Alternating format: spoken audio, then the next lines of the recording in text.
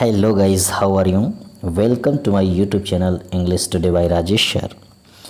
Guys, आज की video में टॉप लेवल ट्रांसलेशन के अंतर्गत आपको कुछ ऐसे सेंटेंसेस सामने हम दिखाएंगे जिनका प्रयोग अक्सर आप करते हो।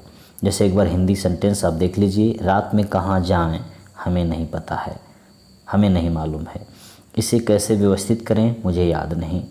मैदान में बहुत सारे लड़के हैं, किसे बुलाऊं मेरी समझ में नहीं आ रहा है।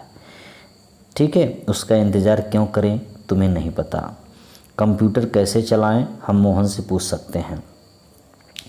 पैसा निवेश कब करें किसी को नहीं पता। बाग में कौन सा फूल चुनूं मुझे मालूम होना चाहिए। कहानियाँ बहुत सारी हैं, कौन सी सुनाऊं समझ में नहीं आ रहा है। अब ध्यान देना, यहाँ पे एक चीज़ ध्यान दीजिएगा, principal clause plus interrogative words. Guys, ये जो फॉर्मूला मैं लिखता हूँ इसी को आप समझिएगा। Principal clause plus interrogative words plus to plus first form of the verb plus object plus others, इसी पे लागू होगा। देखिए, मुख्य उपवाक्य प्रश्नवाचक शब्द प्लस टू प्लस क्रिया का पहला रूप प्लस कर्म प्लस अन्य।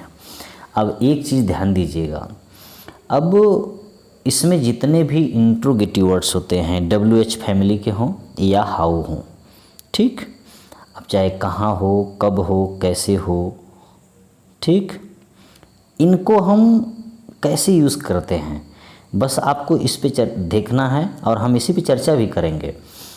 अब ये जो देख रहे हैं ना, ग्रामेटिकली अगर देखें इसको, बाय ग्रामर अगर हम देखें ग्रामर के दृष्टिकोण से, तो यह सेंटेंस पूरी तरह से लॉजिकल तो नहीं है लेकिन स्पीकिंग में चलता है। ध्यान देना, पूरी तरह से लॉजिकल नहीं है। मेरा कहने का क्या मतलब है, आप बात को ज़रा समझिएगा। यहाँ देख रहे हैं वाई, ठीक है, फिर आप देख रहे हो इधर होम, फिर देख रहे हो वेयर।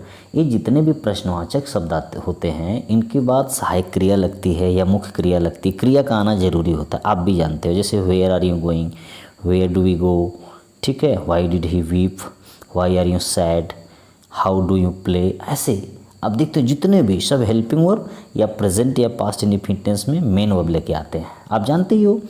लेकिन यहाँ पर देख रहे हो इनके साथ खाली डायरेक्ट टू वाली वर्ब आ जा रही है, यानी इन्फिनिटिव टू वाली वर्ब यहाँ पे आ जा रही है। यहाँ पे देखिए कोई हेल्पिंग वर्ब नहीं लगा है।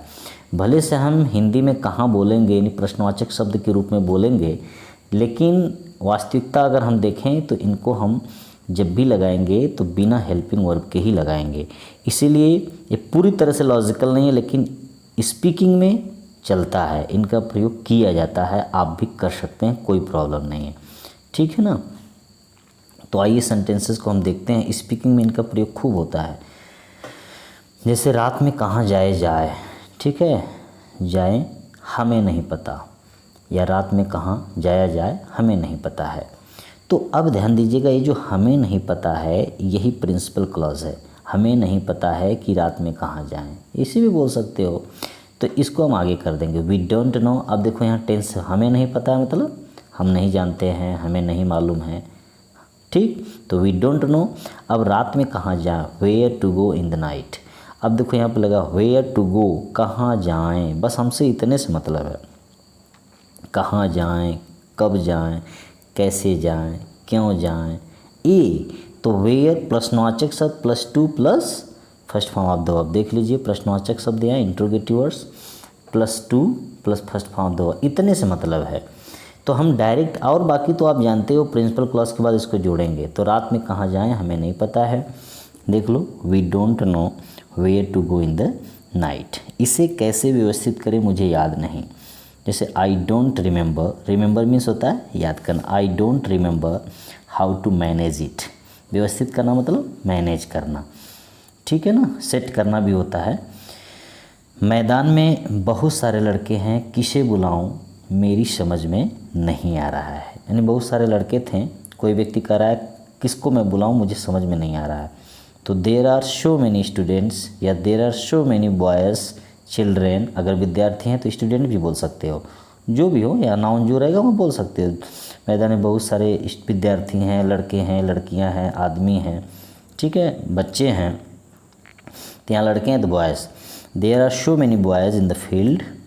आई डोंट नो कॉमा लगा के किसे बुलाऊं मेरी समझ में नहीं आ रहा है। आई डोंट नो समझ में नहीं आ रहा है मतलब मुझे नहीं पता है। चाहे आप लिख सकते हो आई डोंट अंडरस्टैंड, ये भी ठीक है। आई डोंट नो या I don't understand whom to call, किसे बुलाएं मेरी समझ में नहीं आ रहा है। कंटिन्यूअस टेंस है, फिर भी अंडरस्टैंडिंग का प्रयोग या नोइंग का प्रयोग नहीं किया जाता यहाँ। उसका इंतज़ार क्यों करें तुम्हें नहीं पता। You don't know why to wait for him और हर। अब उसका यहाँ पर लेडीज़ है कि गर्ल है या बॉय पता नहीं है, इसीलिए मैंने दोनों लगा दिया, हिम या हर ऑब्लिक करके। तो you don't know why to wait for him और हर। कंप्यूटर कैसे चलाएं हम मोहन से पूछ सकते हैं। तो we can ask Mohan how to operate computer, operate में चलाना। तो अब ध्यान दो कैसे चलाएं, हाउ टू ऑपरेट, क्यों करें, ठीक है, इंतज़ार क्यों करें, देख लो वाई टू वेट। फिर इसके बाद देखो आया मेरी समझ में किसे बुलाऊं, देखो यहाँ पर है होम टू कॉल। यानी मेन जो है प्रश्नवाचक शब्द +2 वाली वर्ब, उसी को आपको देखना है, बाकी तो प्रिंसिपल क्लॉज आता रहेगा। पैसा निवेश कब करें किसी को नहीं पता। नो वन नोज़ यानी किसी को नहीं पता। व्हेन टू इन्वेस्ट मनी, देख लो निवेश कब करें तो व्हेन टू इन्वेस्ट मनी।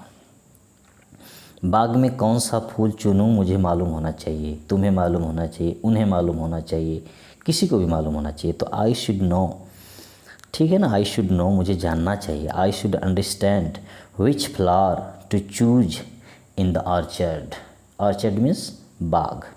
अब देखो कौन सा फूल, कौन सा मतलब विच फ्लावर साथ में लगाएं क्योंकि ये दोनों साथ में आए हैं, ठीक। यह आपका एडजेक्टिव है, ये आपका नाउन है। तो which flower to choose in the orchard हो जाएगा I should know which flower to choose in the orchard. कहानियाँ बहुत सारी हैं, कौन सी सुनाऊँ समझ में नहीं आ रहा।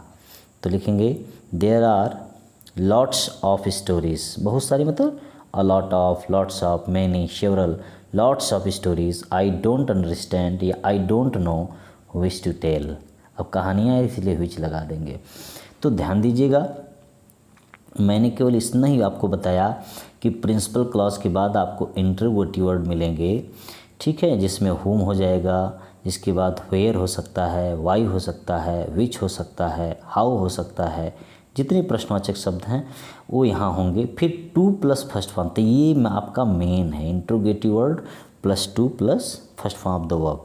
और इसका देखिए मुख्य उपवाक प्रश्नवाचक शब्द +2 प्लस क्रिया का पहला रूप प्लस कम प्लस अन्य। इसका प्रयोग ध्यान दीजिएगा स्पीकिंग में किया जाता है, बातचीत में आमतौर पर आप इसको कर सकते हो, देखने को मिलता है, ठीक। तो आप इसका प्रयोग करें। एक बार फिर से देख लीजिए, रात में कहाँ जाएं हमें नहीं पता है।